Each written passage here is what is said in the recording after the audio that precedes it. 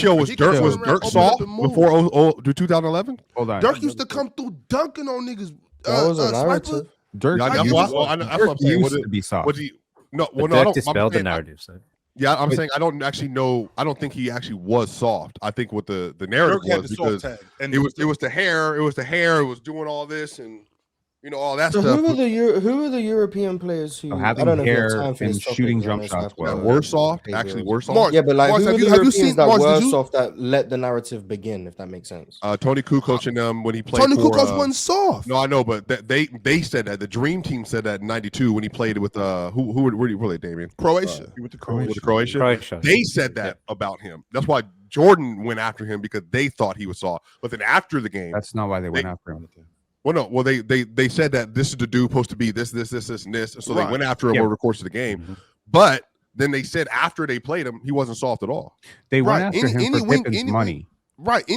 Regardless of why they went after him, any wing player overseas without having the teammates that you have are gonna look soft when with Michael Jordan and Scottie Pippen hounding you the way they were hounding him. So yeah, you can kick a team's ass and be like, oh man, they're soft. And that's just something people say. That's just something that we say. You know what I mean? That's something that we say about them when we beat them. No, they soft. We know a lot of these dudes were not soft. There wasn't none soft about Deadlift Shrimp. There wasn't none soft about Tony Kukoc. There wasn't none soft about Dirk Nowitzki. If y'all remember young Dirk was not some fresh out of Germany.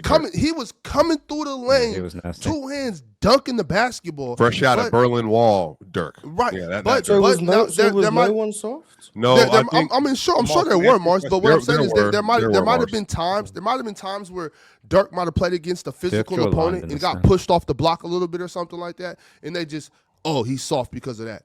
All right, a lot of these Pop Gasol was not soft. If the soft tag was for sure, Darko Milicic for sure had the soft tag for a little bit. Yeah, he did. But it wasn't just the physical stuff; it was mental too. People thought mentally he was soft. They thought he was soft mentally. And then they Nicholas, how do you say his name? Skidishvili. Skidishvili. Was that your draft pick? Yes, he was. I'm no disrespect to him, but yeah, he was for sure. Like, let me guess, Jan Vesely too. So if he was not good in the league, it's because okay. So Vladi was not soft. Let me. I see somebody in the chat. Vladi was not soft. Somebody said Mario Hezonja. Hezonja. But he gonna step over Giannis and he's soft. Mario Hezonja was not soft. Darko Milicic was not soft. Darko Milicic was stubborn, but he was not soft. He was a lot of people who know Darko. No, he was not soft. Well, I'm talking about mentally. It just sounds like he was draft bust from Europe. Okay, this is exactly it. That's what it was. One of those bad myths. It could be a thing. It could be a thing where something happens and they're mentally like whining about it. Like, man, I want to go home or something like that. So then they're like, oh yeah, you're soft mentally, but physically on the court they were still banging. So you're soft for wanting to go home. So that's mentally weak. Yeah, that's a little mentally soft. But if you're crying, if you're gonna cry about it, if you come over and you know something, the adversity is a little too much for you, and you're like, man, this ain't for me. I want to go home. People are gonna say, oh man, he mentally couldn't take it. He was soft.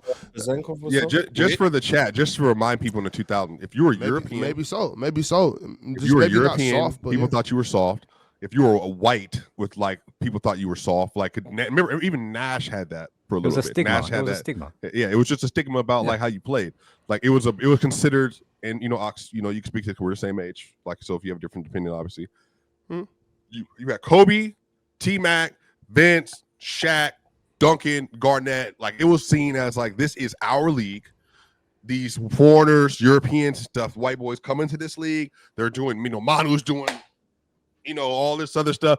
People thought that bracket of people that played in the league were soft. And then what happened was these dudes were good, really good. And then you had players that kind of elevated the narrative. But remember, Mars, after you got done with 2011, Dirk really took that label off a lot of people. And then what happened was, remember you had Dragan Bender that came out of the draft.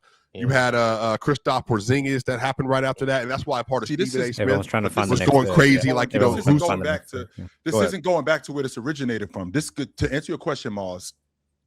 In the 80s, the big man was the big man. The big man was bruising. The big man was tough. The big man was he was just rough. Yep. He wasn't standing out on the perimeter shooting jump shots. He wasn't handling the basketball. Sabonis was doing that. Divac was doing that.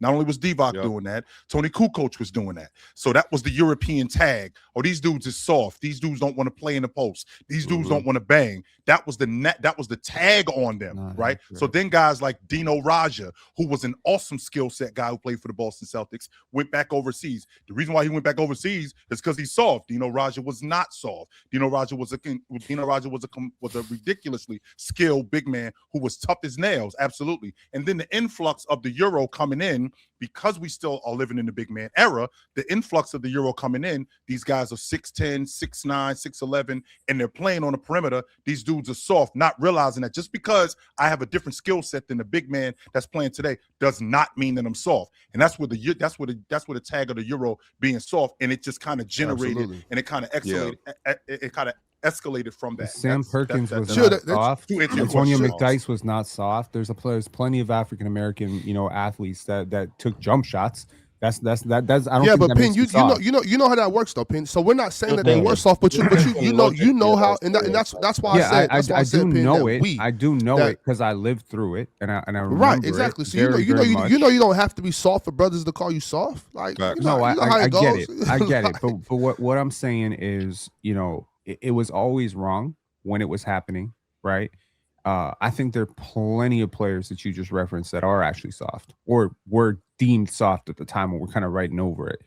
There were times where Tracy McGrady was considered mentally soft. There were definitely articles upon articles for years citing that Vince Carter was soft, right? Plenty.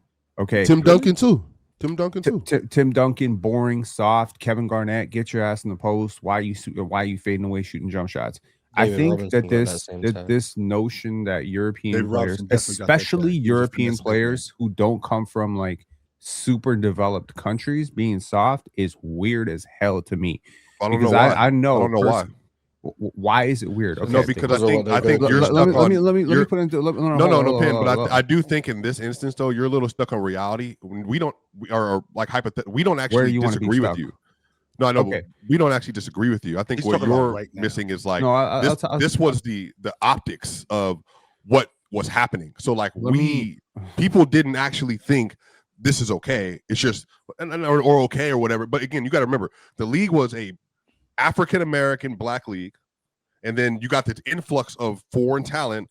And for a lot of folks, like there was a play style, there was all kind of stuff that went into dudes too. But don't leave that out. Yeah, that's what it was. It was like I'm just adding a little bit of context to what you're saying. I know, but I'm just saying. No, hang on, chill, post swiper, just chill.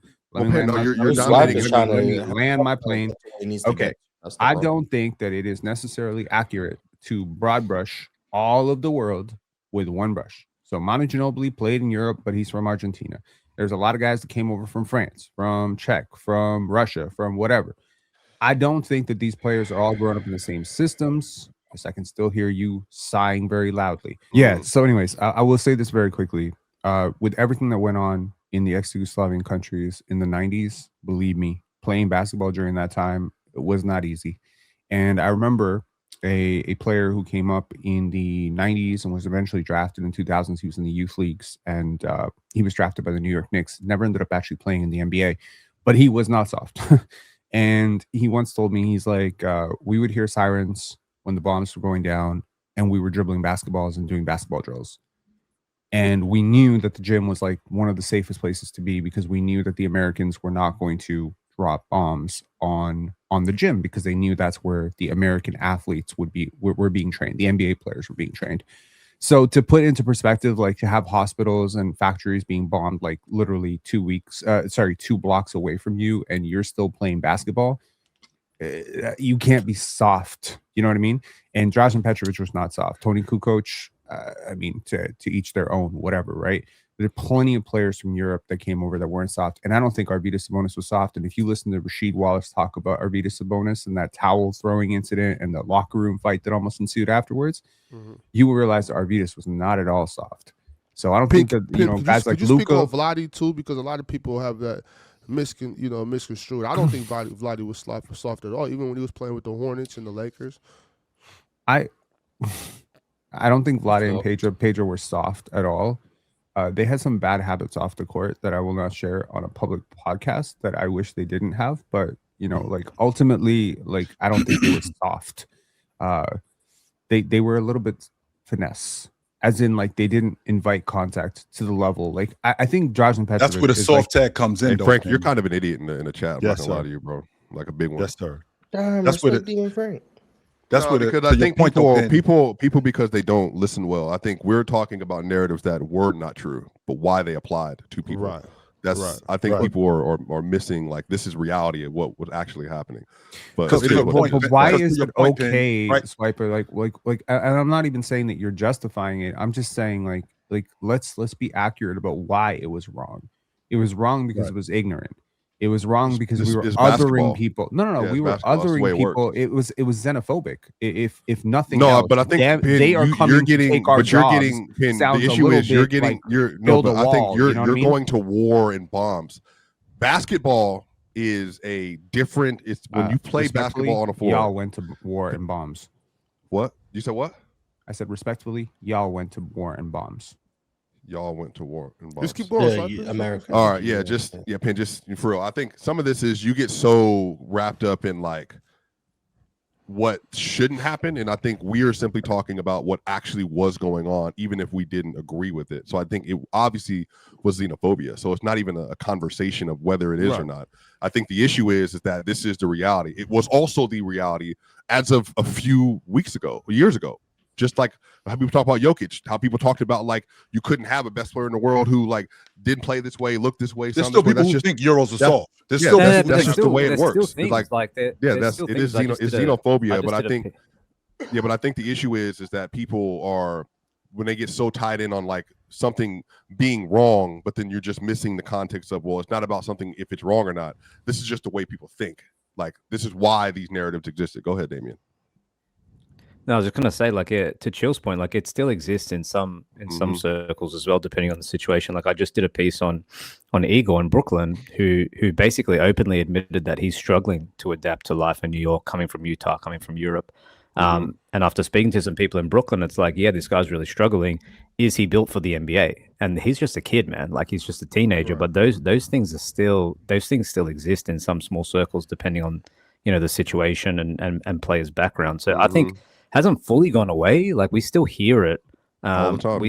We still hear things like, how can Austin Reeves be so tough? Like, he's a white guy. Or how can, like, certain guys be tough? Like, Luka had that stigma. Like, can Luka translate not just his skill, but also can he be a dog in the NBA? Like he was in Europe. Like, there is question still. It still exists, and it's wrong, because I don't think most of those guys were soft, but it's just a poor stigma that's sort of stuck around. But it's the same thing, by the way, in the context of the NFL, where like they asked Des Bryant, they asked him if his mom was like a prostitute, like before the draft. The context of Lamar Jackson before he was drafted, when he fell to 32, they said that he can't process, like he needs to go play wide receiver.